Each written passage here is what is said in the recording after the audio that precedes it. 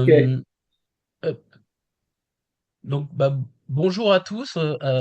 Voilà, je suis Rémi Teston, je suis fondateur du média Buzz Santé et j'ai la chance d'accompagner maintenant depuis 3 ans Vet Intech et Annick Valentin-Smith dans cette délégation du CES.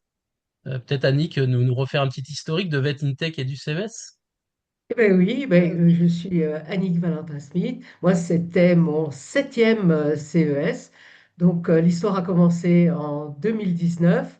Euh, Aujourd'hui, je suis déjà cofondatrice de VetIntech. Je préside VetIntech.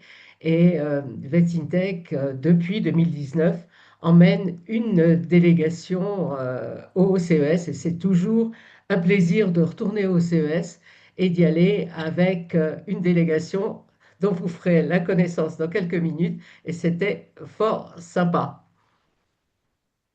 Donc nous sommes Alors, là aujourd'hui avec Rémi pour vous présenter les innovations que nous avons pu trouver tout au long des grandes allées de cet immense salon. Euh, on a choisi parmi tout ce qu'on a pu voir, et vous imaginez bien qu'on a vu des milliers et des milliers de produits et de solutions, on a souhaité pour ce webinaire choisir ce qui nous a semblé le plus intéressant et surtout ce qui reflète les prochaines grandes tendances de la tech, en particulier pour moi, sur la santé animale, pour Rémi, sur la santé humaine, mais on vous parlera de plein d'autres choses. Eh ben, je crois qu'on peut commencer, Rémi. voilà, donc avant de rentrer dans le vif du sujet, on va vous montrer une petite vidéo qui synthétise un petit peu voilà, ce CES 2026.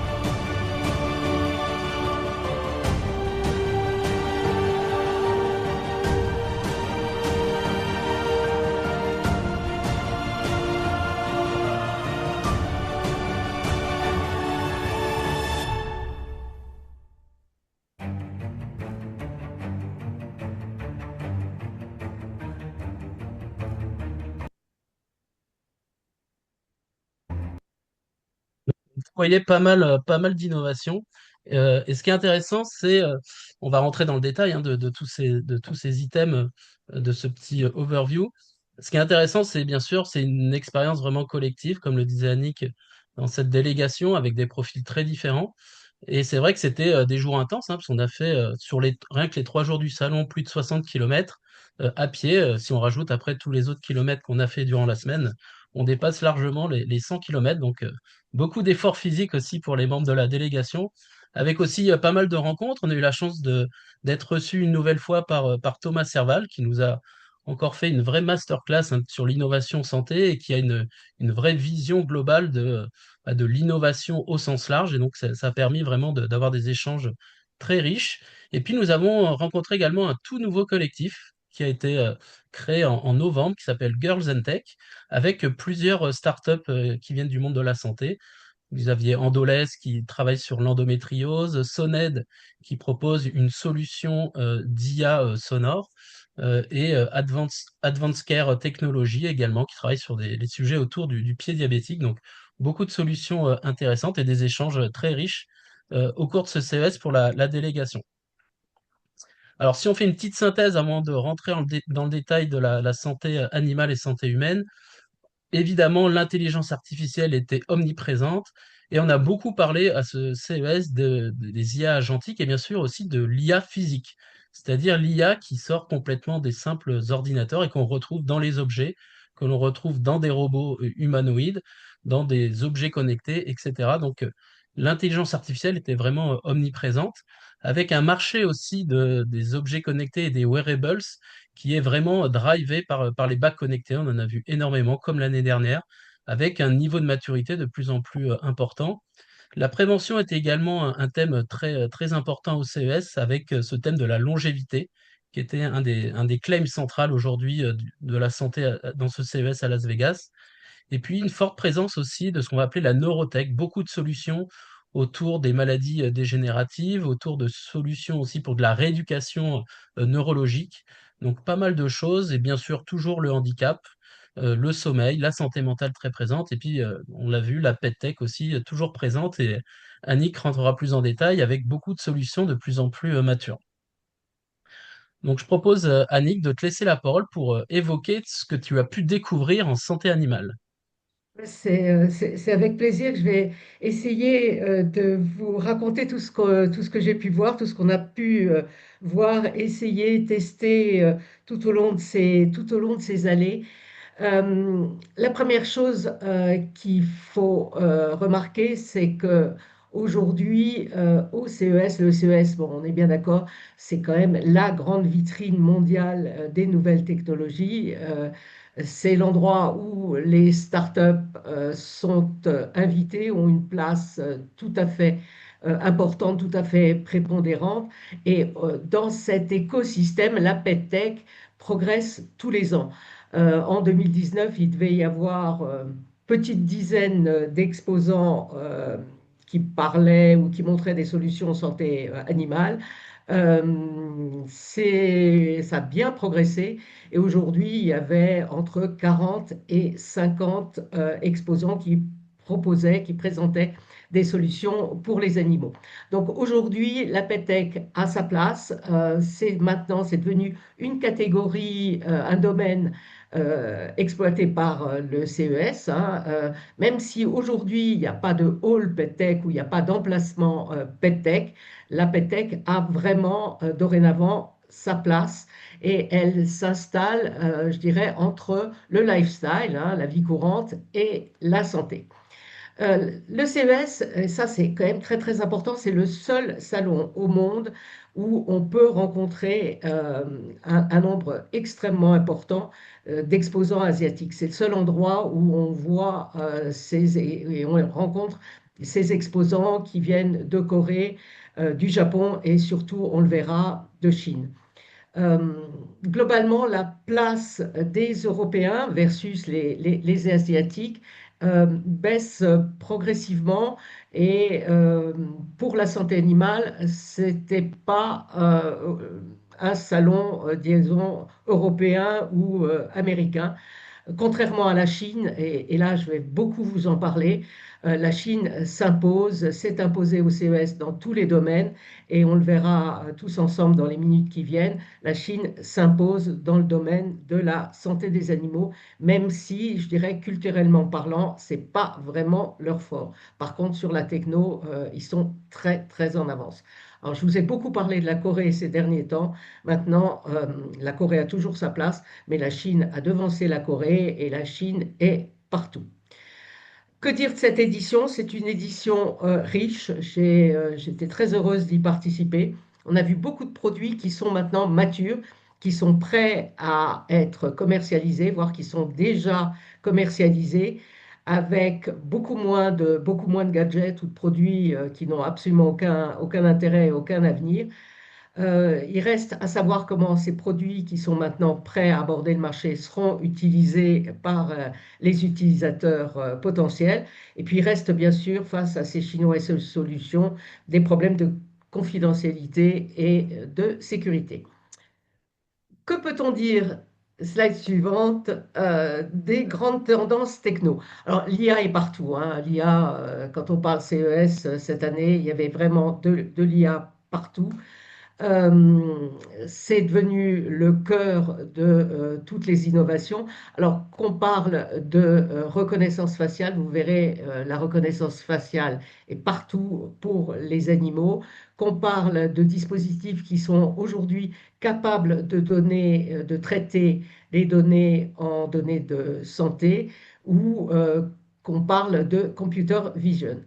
Les appareils, tous les robots qu'on connaissait, hein, les litières, les gamelles, les fontaines, sont maintenant en système de santé. Donc, ils captent des données, ils traitent des données, ils restituent des données, et ces données sont des données de santé, de bien-être individuel, personnel pour les animaux. Donc là, on a vraiment franchi une étape avec ces appareils. La surveillance par les trackers, par les caméras, permettent aujourd'hui d'avoir des signes très faibles, précurseurs de toutes les pathologies qu'on peut connaître, en particulier les pathologies chroniques. Ce qu'il faut noter, c'est que maintenant, en fait, on fonctionne en écosystème intelligent et les gens qui proposent des litières, des gamelles et des fontaines les proposent ensemble avec une application commune qui met en commun toutes les données de l'animal et qui peut avertir le propriétaire. Donc, c'est fini les appareils isolés avec des applications dans tous les sens. Maintenant, tout est rassemblé autour d'une application de santé pour le propriétaire. Et puis, bien sûr, convergence avec la santé humaine. La plupart des applications et des solutions qu'on voit en santé animale proviennent de la santé humaine. Alors, on va rentrer dans le détail et je vais commencer par un temps fort et quelque chose qui est en train de s'imposer dans ce type de salon. Ce sont donc des applications qui veulent non pas remplacer le vétérinaire, mais donner des conseils ou aider le propriétaire face à des problèmes de santé de son animal. Donc là, je vous ai mis deux exemples. Un exemple venant de Corée, donc l'iFet, hein, qu'on voyait pour la troisième fois au CES et qui permet à partir d'une photo de donner un diagnostic, et ce, dans des pathologies comme la luxation de la rotule, la maladie parodontale, l'obésité ou les problèmes ophtalmaux comme la cataracte. Ils annoncent une précision supérieure à 95% et ils disent qu'ils sont le premier logiciel approuvé par les autorités de santé coréennes pour le diagnostic de la luxation de la rotule. Le dispositif est proposé en Corée via des assurances de santé ou des plans de santé. Peekaboo, c'est pas vraiment du diagnostic, c'est plutôt du pré-diagnostic et du triage. Donc, Peekaboo permet en fait au propriétaire de savoir si la pathologie est grave, si la situation est urgente et s'il faut ou pas consulter un vétérinaire. Et puis, donne aussi des conseils de santé sur la conduite à tenir et la prévention dans différents domaines. Donc ça, c'est une tendance lourde, on en voit de plus en plus. Malheureusement, ces applications ne sont pas disponibles en Europe et je n'ai pas pu les télécharger pour les tester. On poursuit avec des systèmes aussi basés sur de la vidéo et là qui permettent en fait de surveiller les animaux. Ça, c'est très très proche de ce qu'on voit en fait pour les surveillances de bovins ou les surveillances d'animaux d'élevage. Donc ça, c'est de la computer vision qui permet de surveiller l'activité au domicile ou dans des structures plus professionnelles comme les refuges ou les élevages. Et donc, ça surveille les animaux individuellement. Ça peut repérer chaque animal de façon individuelle. Ça repère son comportement et ça alerte le propriétaire de la structure ou le propriétaire de l'animal s'il y a le moindre dysfonctionnement, un stress, un malaise, un signe de maladie, des bagarres ou si l'animal s'enfuit. Il y a deux versions qui sont aujourd'hui disponibles, une solution perso, une solution pro. Ça vaut pas très très cher pour les particuliers, hein, moins de 10 euros. Pour les professionnels, ça coûte un peu plus de 500 euros par an. On continue par une tendance lourde, hein, j'en parle depuis plusieurs années. Euh, la santé, ça se surveille au quotidien et au domicile des propriétaires. J'ai mis trois exemples. Un tracker qui est à la fois tracker de localisation, de géolocalisation et tracker d'activité qui est couplé à une plateforme et qui va déceler toute anomalie, qui va d'abord enregistrer je dirais, l'activité normale de l'animal et dès qu'il y a la moindre anomalie, ça va la signaler au propriétaire. Donc ça, c'est un vrai système intelligent qui est basé sur un dispositif qui se trouve sur le collier sur le collier du chien, hein. À côté, vous avez un otoscope thermomètre. Bon, là, c'est peut-être moins techno. Ça permet de surveiller la température, de garder la température de l'animal par un système infrarouge. Bon, rien d'extraordinaire, mais c'est un petit appareil qui permet en fait de prendre la température de façon plus facile. À côté de ça, vous avez une plateforme qui permet en fait à la fois de donner à manger à son chat, hein. Là, on est chez le chat uniquement. Donc, il y a un petit bol pour que le chat mange. Et pendant que le chat mange, on va mesurer par impédance, on va mesurer sa composition corporelle, les pourcentages de graisse, de muscles, d'os, etc. C'est proposé et c'est déjà commercialisé en Corée pour les problèmes d'obésité et puis pour l'insuffisance rénale. En Corée, ça vaut 300 $. On continue, on continue, on continue avec nos robots. Alors les robots, j'en parlais tout à l'heure, on avait déjà toute une série de gamelles, de fontaines, etc. Maintenant, ce sont des vrais robots personnels. Ce sont des compagnons assistants de santé qui collectent toutes les données, bien sûr l'identité de l'animal par reconnaissance faciale, mais toutes les données de comportement de l'animal, le nombre de visites, pour les gamelles, le nombre de fois où l'animal est venu manger, ce qu'il a mangé, etc., etc., ce qu'il a bu. Tout ça est collecté et s'il y a la moindre anomalie par rapport aux habitudes, le propriétaire est donc le propriétaire est averti. Donc vous voyez ici un appareil tout à gauche, un des premiers appareils qui permettent de distribuer de la nourriture humide, donc avec la distribution jour par jour de pâté. Vous avez à côté un distributeur à la fois de croquettes et de pâté humide qui était présenté, et ça faisait partie des deux Français qui étaient au CES, présenté par une société qui s'appelle Yomi et qui propose donc pour les chats un distributeur de pâté humide qui doit être commercialisé dans les mois qui viennent avec possibilité de passer dès le mois prochain des précommandes. Le tarif 250 € en précommande, 350 après. À côté, vous avez un système à la fois fontaine et gamelle qui était présenté par une société suisse, hein, iTails, qui doit sortir elle aussi sous deux formes, avec et sans thermomètre, puisque vous voyez au-dessus de la caméra un système de thermomètre infrarouge. Ça vaudra 200 et 300 $.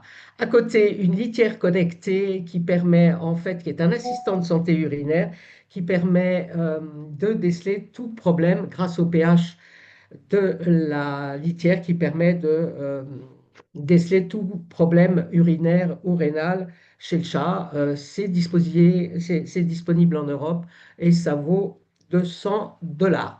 On continue. On continue. Et pour les vétos, alors il y avait quand même, alors le CES, c'est un salon réservé aux professionnels, mais dont les solutions sont destinées au grand public. Il y avait quand même des solutions intéressantes pour les vétos praticiens. La première, c'est un petit appareil, vous le voyez ici à gauche, un petit appareil qui permet en fait d'analyser la laine du chien et qui permet en fait de repérer des composés sulfurés qui sont en fait des signes précoces d'une maladie parodontale. Donc ça, c'est quand même quelque chose d'assez nouveau, d'assez intéressant, une technologie qu'on ne connaissait pas. À côté, vous avez des spécialistes du séquençage d'ADN qui proposaient deux solutions. Une solution de détection précoce de 11 cancers grâce à une simple prise de sang, 2 millilitres de sang, et on peut repérer des signes précoces de cancer ou de la prédiction par ADN de tumeurs mammaires et de tumeurs de la peau.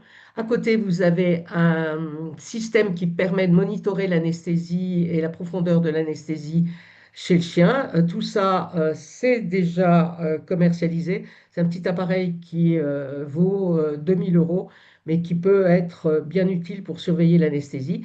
Et complètement à droite, vous avez nos deuxièmes Français qui proposaient là un logiciel métier.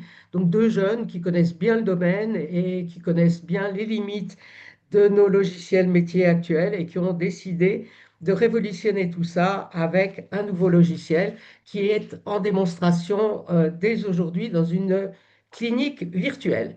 On continue par d'autres solutions. Alors, il y avait essentiellement des solutions pour les chiens et pour les chats, mais il y avait aussi une solution présentée pour les chevaux. Donc là, c'est un petit dispositif qui est disposé sur le poitrail du cheval en permanence et ça monitore le cheval en permanence au box. Euh, le dispositif est actuellement en test en Europe et aux États-Unis. Il devrait être disponible à la vente dès l'année prochaine. Et c'est un système qui permet, en fait, non pas comme les autres, de monitorer les performances sportives des chevaux ou de monitorer le poulinage ou les coliques, mais là, qui permet, en fait, de monitorer le cheval en permanence. Au milieu, vous avez une solution qui était présentée par l'Ukraine. Bon, rien de très original, c'est un collier ou un bolus qui permet de monitorer l'activité des bovins, mais ce qu'il faut remarquer, c'est qu'il y avait un très beau stand avec 16 startups ukrainiennes et on est très content que l'Ukraine ait pu être présente.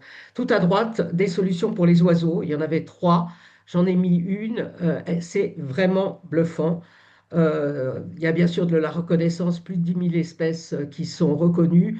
Il y a des panneaux solaires, ça distribue des graines. Enfin bon, c'est quelque chose d'absolument technologiquement, absolument parfait. Pour les gens qui aiment ça, c'est vraiment le Graal. Ça vaut la modique somme d'un peu plus de 250 euros, mais c'est top. On continue et on termine par, non pas des gags, mais des choses qui sont un peu plus surprenantes. Bon, un stand qui était assez gros, assez bien placé, qui proposait tout simplement une poubelle à déjection de chats, hein, tout simplement. On met ça à côté de sa litière et ça permet en fait d'avoir un système qui permet de ne plus avoir d'odeur et de sceller des petits sacs. Ça vaut pas cher, ça vaut moins de 10 $ et ça isole toutes les déjections pendant une semaine. Donc c'est un petit appareil qu'on met à côté de sa litière. C'est pas cher et puis ça peut être une bonne idée plutôt que de mettre ça dans sa poubelle ou ailleurs. Au centre, ça a toujours beaucoup de succès, c'est le sèche-chien, présenté par une société chinoise, hein. Vous voyez qu'il y a quand même beaucoup de Chinois, beaucoup de Coréens dans ce que je vous ai présenté. Donc c'est en fait une petite cage dans laquelle souffle de l'air chaud. Or, bon, je ne pense pas que l'animal soit très très content d'être là, mais ça permet au propriétaire de ne pas avoir un chien mouillé ou un chien sale dans son appartement. Et puis, ça désodorise et ça stérilise à l'ozone. À droite, quelque chose que j'ai trouvé assez futé et intéressant. C'est la première fois que je voyais ça. En fait, c'est un petit autocollant qu'on colle sur le mur et c'est un détecteur de fumée qui permet de, tout simplement, qui dit aux pompiers, s'il y a le feu chez vous et beaucoup de fumée, ben ici, il y a un animal, ici, il y a un chien, ici, il y a un chat. Et en gros, ça clignote Search here ou Help me et ça va dire aux pompiers, il y a un animal ici, il faut le sortir. Donc ça peut sauver la vie d'un animal, d'un chien et pourquoi pas d'un chat. On termine par la dernière slide avec ce qui va remplacer nos animaux de compagnie, d'après les Chinois ou certains Coréens, avec ce qui a fait un peu le buzz, euh, Lin Milo, qui est un petit robot chinois, très très mignon, très futé. Vous ne le voyez pas très très bien, mais dans son nez, il a une caméra. Dans ses yeux, ce sont des écrans qui vont suivre le futur propriétaire de cet animal très très mignon qui doit sortir en 2026, qui a toutes les expressions d'un petit chien qui vous suit de regard, qui remue la tête, remue la queue, vraiment vraiment adorable. C'est prévu pour 2026, il n'y a aucun prix d'annoncé. Au centre, vous avez Tombot. Alors, Tombot, on le voit, on l'a vu déjà l'année dernière, très très mignon. C'est un petit labrador qui bouge un petit peu moins et qui est présenté comme un robot assistant des personnes âgées pour lutter contre le déclin cognitif. Et le propriétaire de la société, qui s'appelle Tom d'ailleurs, dit qu'il est en train de le faire enregistrer par la FDA comme dispositif médical pour lutter contre les troubles cognitifs. Et à droite, vous avez le remplaçant, Suicard, c'est le remplaçant des Tamagotchi. C'est un super Tamagotchi, très, très, très, très intelligent, qui fait tout comme un Tamagotchi, mais qui est bourré d'intelligence artificielle. Donc, c'est annoncé pour le trimestre prochain au prix de quand même 150 à 250 euros. Et voilà, j'ai terminé avec nos animaux de compagnie. Merci beaucoup, Annick. Donc, c'est vrai qu'on a vu hein, peut-être un peu moins en volume de solutions, mais des solutions plus matures en santé animale. Donc, maintenant, je vous propose de se plonger un petit peu sur la santé humaine. Ce qui est intéressant d'observer cette année, c'est que la santé était une vraie verticale du CES.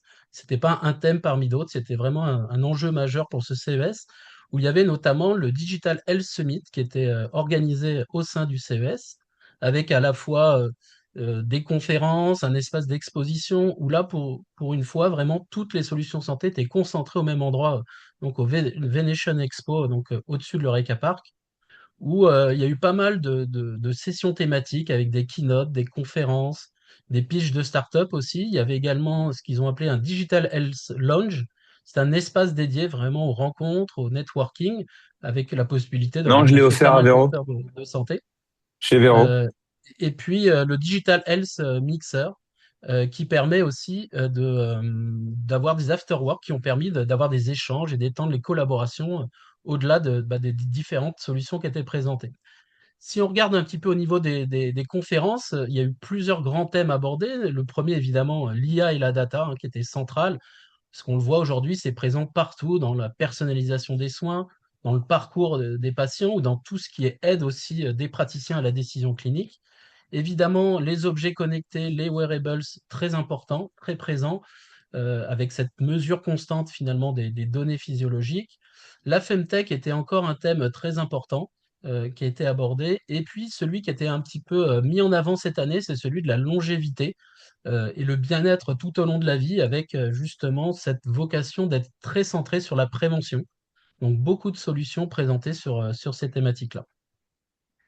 Si on devait retenir aujourd'hui trois innovations santé importantes au CES, donc évidemment c'est subjectif, hein. Il y a Swiss Imaging qui est un outil qui permet de faire de la télééchographie. Donc, c'est de l'échographie robotisée à distance qui permet vraiment d'avoir un diagnostic accessible partout sur les territoires.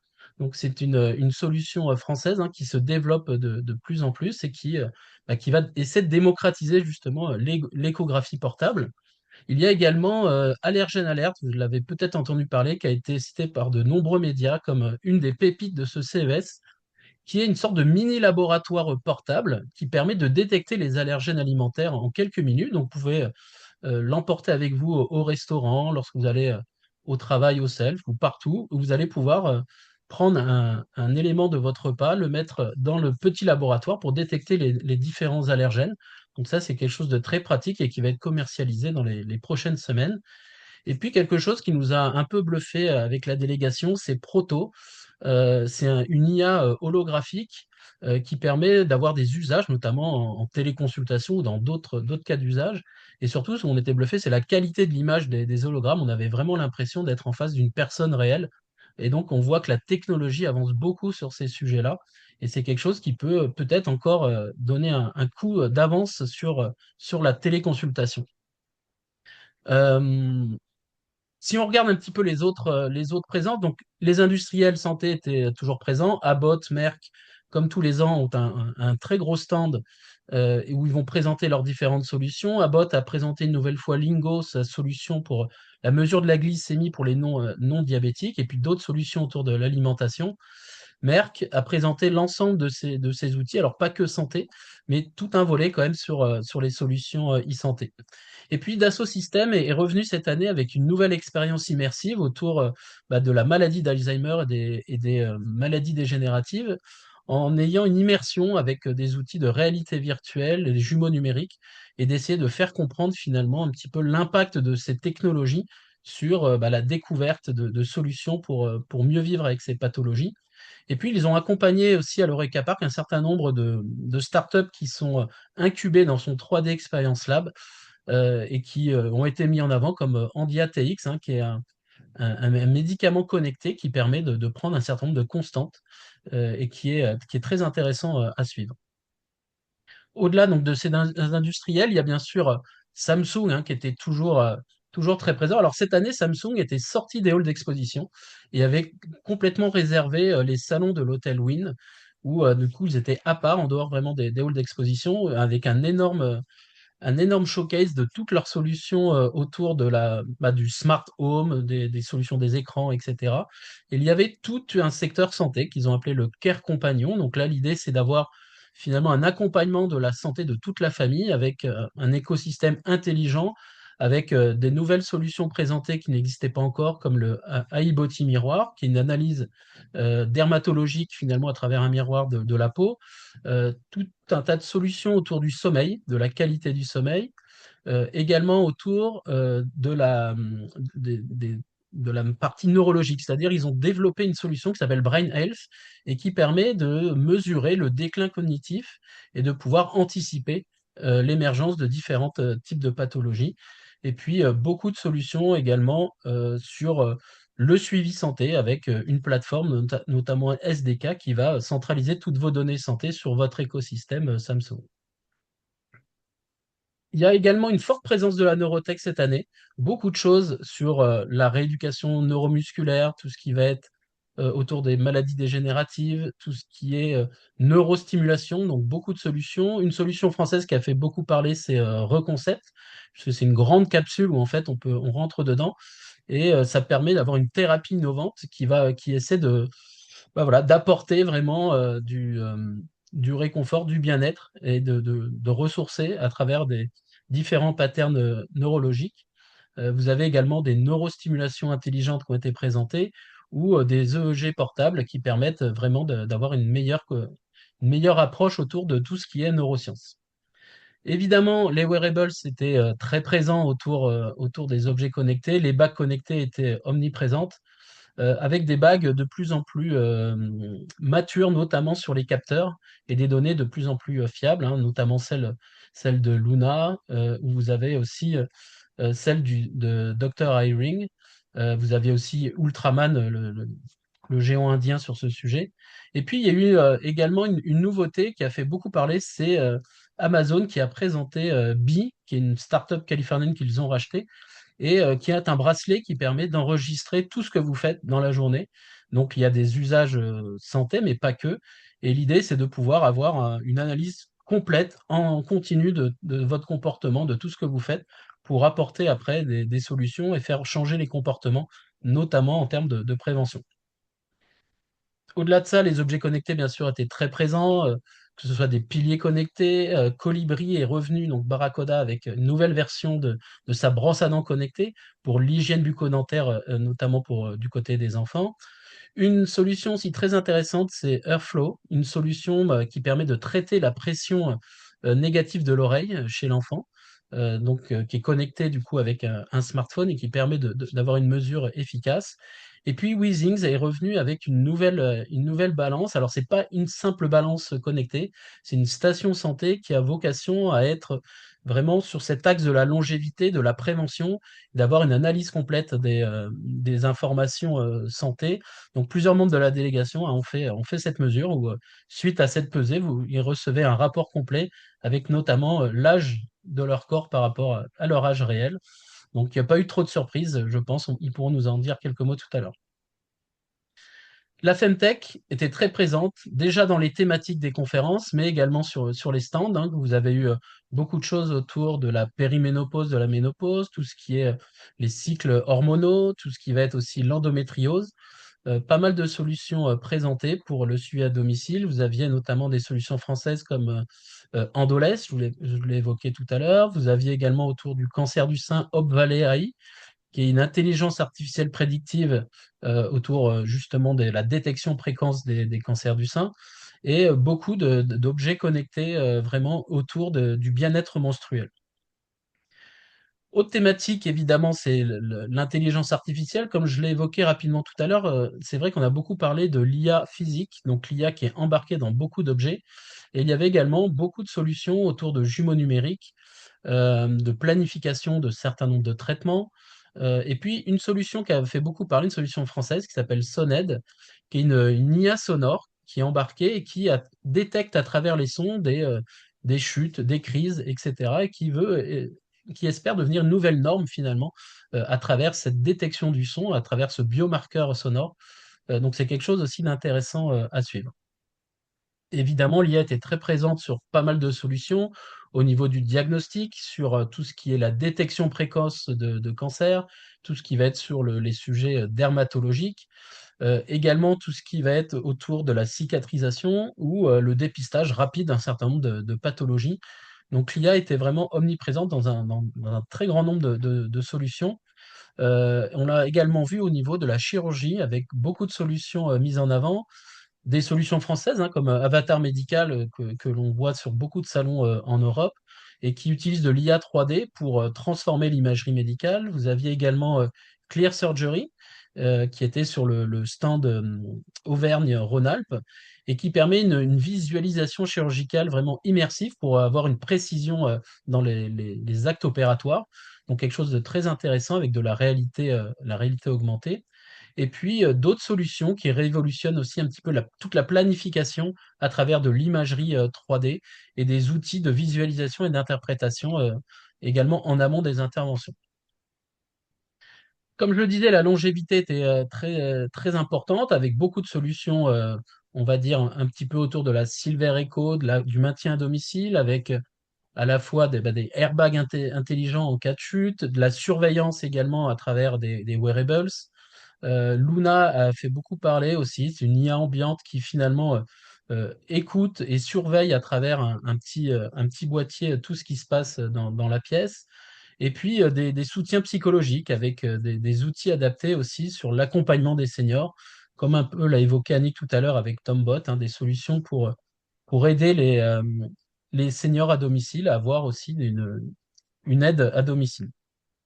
Le handicap est toujours un sujet très présent au CES, beaucoup de choses autour de la mobilité.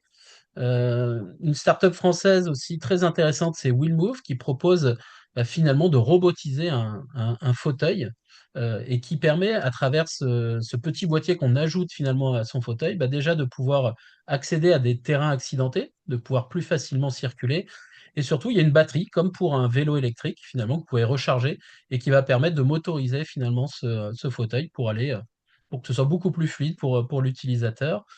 Siaptic également, une entreprise française qui s'appelait Arta France, qui était présente sous ce nom-là l'année dernière, et qui est une innovation qui combine à la fois bah, la partie haptique et IA, qui donne une vraie perception pour les personnes malvoyantes et non-voyantes, pour les aider à mieux se déplacer, et puis des solutions également comme Pocket Dot, hein, qui est un braille que l'on peut connecter, un outil braille qu'on connecte directement sur son smartphone, ou d'autres solutions de robotique aussi assistée pour les personnes déficientes physiques. Les exosquelettes sont toujours très présents et assez impressionnants à tester, parce que c'est des choses qui permettent vraiment bah, d'accompagner même le simple travailleur, hein, dans des tâches, et puis également pour des problématiques pour les enfants. Il y a eu beaucoup de choses sur la rééducation motrice des enfants qui ont été présentées, comme Cosmo Robotics ou ULS Robotics qu'on a présenté également. Donc des choses très, très pertinentes pour ce volet-là. Et puis au niveau du sommeil, hein, toujours un sujet aussi récurrent au CES, avec beaucoup de choses avec des bandeaux pour analyser le sommeil, avec l'accompagnement pour gérer les insomnies. Et puis une plateforme assez intéressante de Absence Medical, qui est une plateforme qui combine à la fois un volet olfactif qui est alimenté par IA pour détecter les irrégularités respiratoires, les apnées. Et donc c'est une solution qui est assez intéressante à découvrir. Et puis, il y a tout un tas d'autres solutions sur plein de sujets, hein, que ce soit des patchs intelligents, que ce soit des nouvelles solutions aussi de diagnostic scanner, des solutions autour de la santé mentale, de la détection aussi de cancer ou d'outils pour accompagnement aussi biologique. Des solutions évidemment autour aussi de la détection, de l'accompagnement des personnes dyslexiques, des lunettes intelligentes. Il y a celle de Lexilens, il y a celle aussi de Lily for Life que l'on connaît aussi en France. D'autres solutions pour accompagner également les enfants dans la gestion des émotions. Et puis des solutions aussi, notamment sur l'imagerie cérébrale, hein. Tiposi était quelque chose d'assez intéressant qui a été mis en avant et qui permet du coup d'avoir un scan très rapide sans radiation voilà, du cerveau. Donc des choses assez intéressantes. Donc ce qu'on doit retenir, c'est qu'il y a eu beaucoup de solutions euh, vraiment qui étaient centrées sur l'accompagnement des patients dans leur autonomie, et puis de plus en plus de solutions pour accompagner aussi les praticiens avec de l'IA embarquée dans beaucoup d'objets connectés. En tout cas, une verticale santé qui était très importante cette année au CES. Et donc, je vous propose maintenant de regarder un petit peu les autres innovations importantes qu'on a pu voir, hein. L'idée, c'est d'aller le plus loin possible. Et puis ensuite, on pourra donner la parole aux membres de la délégation pour avoir un petit peu leur retour d'expérience. Alors, évidemment, cette année, les robots étaient omniprésents. Là, vous avez par exemple ce robot de LG qui a été un robot, on va dire, majordome, qui accompagne tout au long de la journée la personne au domicile. Beaucoup de robots qui ont été mis en scène dans différents types de situations. Alors, on a vu beaucoup de choses intéressantes. Alors, il y en a où il y a des latences qui sont très faibles, donc avec une fluidité assez importante. D'autres qui sont encore un peu plus, on va dire, qui ont besoin de développement, qui ne sont pas assez encore matures. Mais on a vu des robots dans plein d'usages différents. Donc, c'était vraiment le CES du robot cette année. Beaucoup de choses de démonstration assez intéressantes. Et on a passé pas mal de temps, c'est vrai, dans cette partie du salon pour découvrir toutes ces nouveautés qui préfigurent finalement le monde un peu de demain avec ces robots humanoïdes qui intègrent de l'IA et qui vont prendre une place de plus en plus importante, notamment pour l'aide à domicile. Alors on a beaucoup parlé de robots, on va dire d'aide à domicile, ménager, etc. Mais on peut voir beaucoup d'usages possibles pour l'accompagnement des patients à domicile. Et pourquoi pas des usages aussi dans des établissements hospitaliers. Au-delà de ça, il y a eu aussi les voitures autonomes qui étaient très présentes. Alors, dans les rues de Las Vegas, vous aviez le minibus autonome Zoox qui circulait un peu partout dans les rues. Donc, on pouvait le commander gratuitement et puis circuler dans les rues. Vous en avez eu d'autres qui ont été présentés, des robotaxis. Celui de Waymo qui est le plus avancé. Uber a également dévoilé son robotaxi sans chauffeur qu'ils ont conçu avec une startup qui s'appelle Lucid. Et puis d'autres aussi, d'autres projets qui ont été mis en avant et notamment beaucoup de projets qui viennent d'Asie. Dans les autres technos, le gaming était bien sûr encore très présent avec la réalité virtuelle et l'aptique. Donc ça, c'est quelque chose aussi de récurrent au CES, quelque chose qui est très présent. Et puis, si on devait regarder quelques éléments insolites, hein, vous aviez des aspirateurs donc avec des bras pour pouvoir monter les escaliers, des couteaux de chef qui vibrent également pour une meilleure découpe, des faux ongles connectés qui permettent de changer de couleur en permanence, ou quelque chose qui a pas mal aussi fait le buzz, c'est les écrans OLED avec des hologrammes, donc, notamment celui de l'ePro Ami qui se présente un peu comme son âme sœur où on peut échanger avec en continu. Donc ça, c'est quelque chose qui est très prisé, notamment en Asie. Voilà un petit peu pour ces solutions. Et puis si on devait retenir quelle est la vraie star finalement du CES, bah, la vraie star du CES, c'est quand même Nvidia. Et c'est Jensen Huang, hein, le CEO, qui était présent un peu à toutes les conférences. Parce qu'il faut savoir que toutes les annonces qui ont été faites par tous les grands acteurs de la tech, Amazon, Microsoft, Lenovo, Dell, etc., finalement, il y avait toujours Nvidia en partenariat. Nvidia était partout. Donc aujourd'hui, c'est vraiment le poumon de l'IA mondiale, hein. Nvidia est présent partout. La technologie d'Nvidia est présente dans toutes les solutions utilisées, dans tous les outils que vous utilisez au quotidien. Et donc, c'est vraiment la grande star aujourd'hui du CES. Donc voilà un petit peu pour ce panorama. Ce que l'on vous propose maintenant dans ces dernières minutes, bah, c'est d'échanger aussi avec les membres de la délégation pour avoir un petit peu leur retour d'expérience. Annick, bah, je te laisse peut-être présenter Sandra et puis lui poser quelques questions. Super, merci, merci beaucoup. Eh ben, écoute, Rémi, on avait, comme tous les ans, le grand plaisir d'inviter au CES, hein, pour une semaine le lauréat du prix de thèse qui est décerné donc tous les ans à un jeune vétérinaire qui a soutenu sa thèse dans l'année précédente.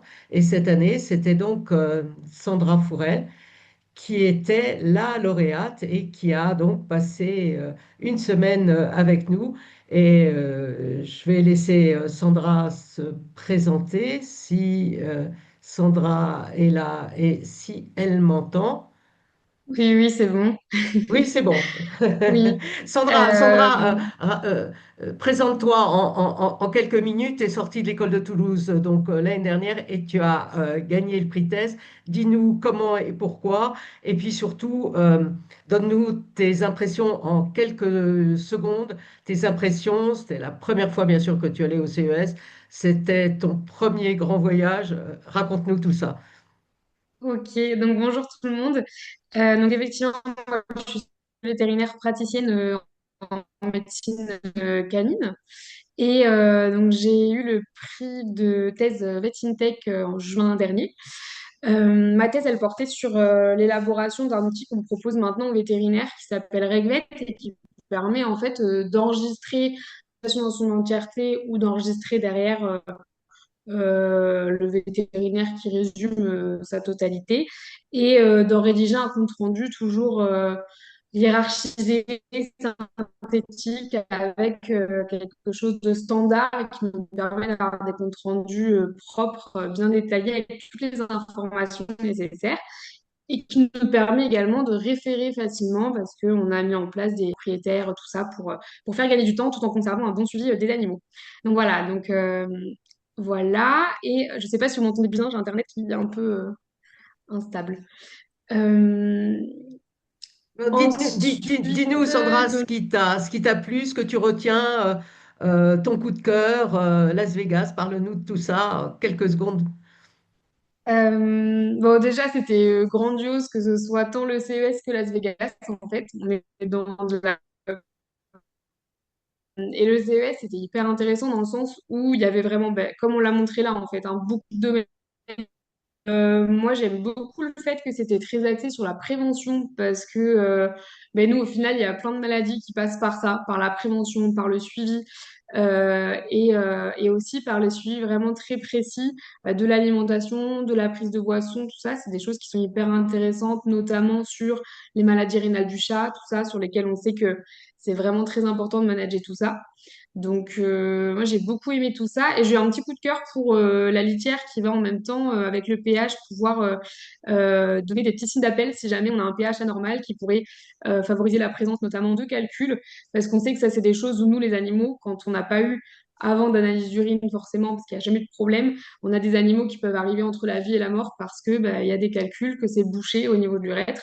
Donc, si on peut en fait avoir cette prévention-là et éviter d'avoir ces animaux qui arrivent totalement bouchés et donc éviter ce drame-là, c'est super intéressant. Donc j'ai eu un petit coup de cœur pour ça. Merci Sandra.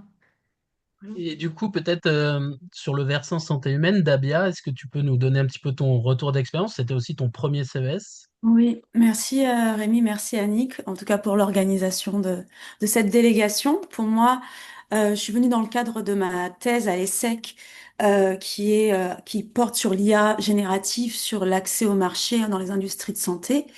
Et avec mon parcours dans la medtech et la pharma, j'avais déjà voilà une idée des tendances et en fait l'immersion dans ce congrès nous permet en fait de valider en fait les tendances qui vont arriver.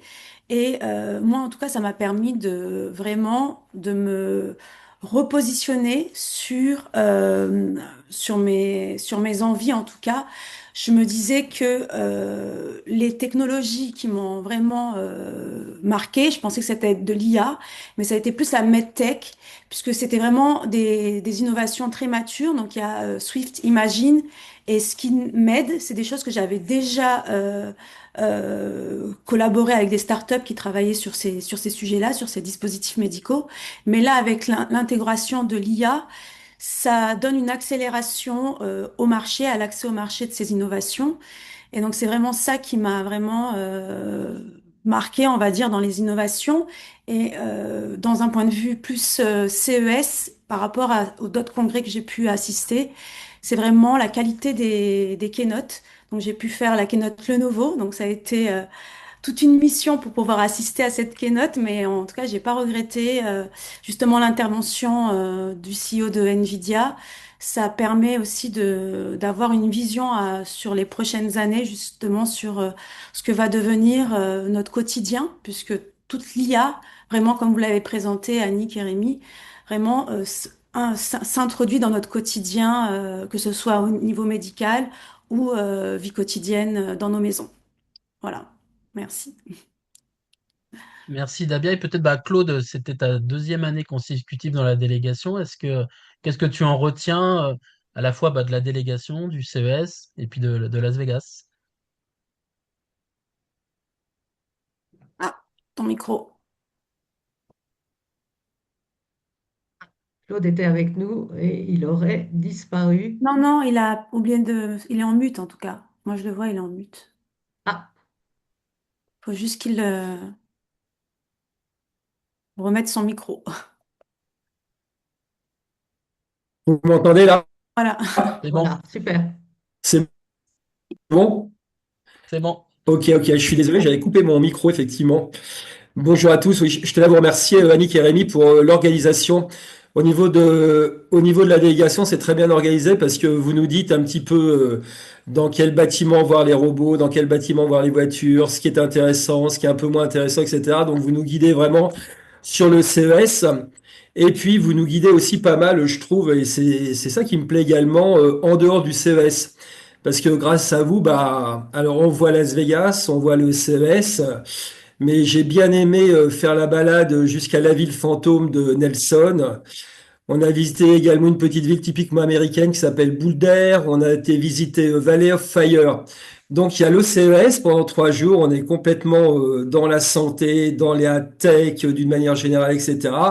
Puis il y a l'avant CES et l'après CES qui sont également très sympas. Voilà, ça c'était pour la partie délégation. Bah, pour la partie CES, Chaque année, on en prend plein la vue, c'est vraiment impressionnant. Moi, mon coup de cœur, c'est, alors effectivement, il y a de l'IA absolument partout. Moi, mon coup de cœur, c'est une petite boîte, une société française qui s'appelle Will Move, hein, qui permet d'adapter un kit sur un fauteuil roulant, sur un fauteuil roulant et qui permet de transformer ce fauteuil roulant donc en fauteuil roulant électrique et tout terrain à la fois. J'ai trouvé ça assez génial. Et puis j'ai bien aimé alors une invention qui ne sert absolument à rien pour les gens qui n'ont pas de piscine, mais alors moi je trouve ça plutôt fun. C'est une tortue robot, une tortue de mer robot qui vous communique le pH de votre piscine, qui détecte lorsqu'une personne tombe dans l'eau, qui vous filme sous l'eau. Alors ça sert strictement à rien, mais c'est plutôt marrant. Et puis surtout qui nage avec vous. Voilà, donc inutile d'aller jusqu'aux Maldives pour nager avec les tortues de mer. Voilà, c'est un petit peu une plaisanterie, mais c'est un peu tout ça le CES, en fait, c'est voir des choses complètement folles qu'on ne verrait jamais en temps normal, je pense. Voilà. Merci Claude. Et du coup, pour toi, André, c'était ta première aussi expérience au CES. Quel est ton retour d'expérience un petit peu sur ce que vient de décrire aussi Claude, hein, ce côté Bah, à la fois de la voilà, tech robuste et du gadget? ouais, alors je vais pas redire tout ce qu'a dit Claude, parce que tout ça c'est parfaitement juste. Mais globalement, effectivement, ce qui est assez intéressant, c'est la démesure de Las Vegas, de la ville, en tout cas pour moi, c'est la première fois à Las Vegas, donc c'est assez intéressant, c'est assez surprenant et limite délirant.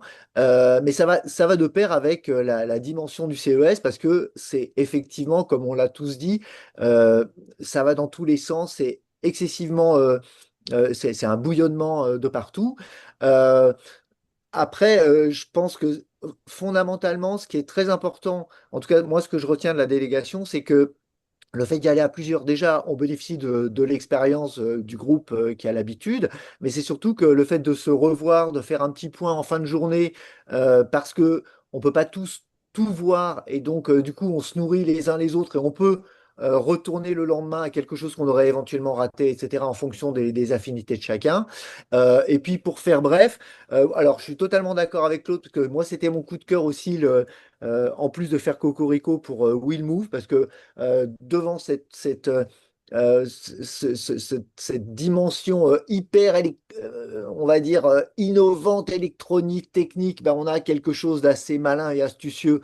Et en plus, ça vient des Hauts-de-France, donc c'est plutôt sympa. Après, moi, je trouve qu'il y a un truc qui est assez intéressant.